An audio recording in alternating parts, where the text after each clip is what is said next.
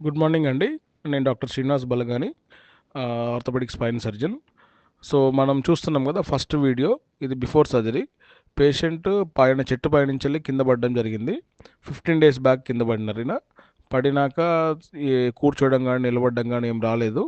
కాళ్ళు, చేతులు 2 కూడా వీక్ అయిపోయింది.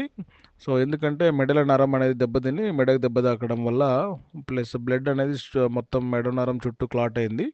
మెడలో అనేది డిస్కులు గిట్లా జరిగి నరం అనేది ఒత్తడం జరిగింది. సో, దీనికి సంబంధించి ఆయన 15 డేస్ బయట ట్రీట్మెంట్ తీసుకున్నారు.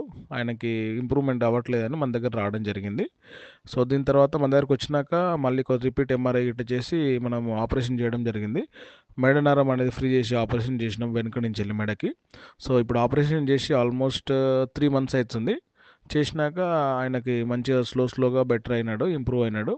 ఇప్పుడు కరెంట్ పరిస్థితి ఏందంటే is able to stand with walker and ఆయన సపోర్ట్‌తోని అట్‌లీస్ట్ ఆయన వాష్‌రూమ్ దాకా ఎళ్ళగలుగుతున్నాడు ఇప్పుడు. కాళ్ళలో ఆల్మోస్ట్ 90% బలం వచ్చింది. చేతులలో కూడా చాలా వరకు బలం వచ్చేసింది. సో, మెయిన్‌గా ఏమి చెప్పాలనుకున్నామంటే ఈ ఇమ్మీడియేట్‌గా ఇట్లా పైనుంచెళ్ళి కింద పడడం వల్ల చాలామంది బిల్డింగ్ పైనుంచెళ్ళి గానీ, చెట్టు పైనుంచెళ్ళి గానీ కింద పడితే ఇమ్మీడియేట్‌గా నడుముకి గానీ, మెడకు గానీ దెబ్బ తగిలి అక్కడ మెయిన్ స్పైనల్ కార్డ్ నర్వ్ ఉంటది. ఆ స్పైనల్ కార్డ్ అనేది ఒత్తుకోవడం వల్ల కాళ్ళు గానీ, చేతులు గానీ వీక్‌నెస్ అయ్యే ఛాన్స్ ఉంది. సపోజ్ అట్లయితే ఇమ్మీడియేట్‌గా దానికి ట్రీట్మెంట్ తీసుకుంటే రికవరీ ఛాన్స్ చాలా ఎక్కువ. అది లెస్ దాన్ 24 అవర్స్ తీసుకుంటే ఇంకా మంచిది.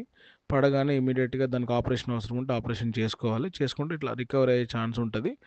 రికవరీ కాదు అని చెప్పడానికి లేదు. చాలా కేసులు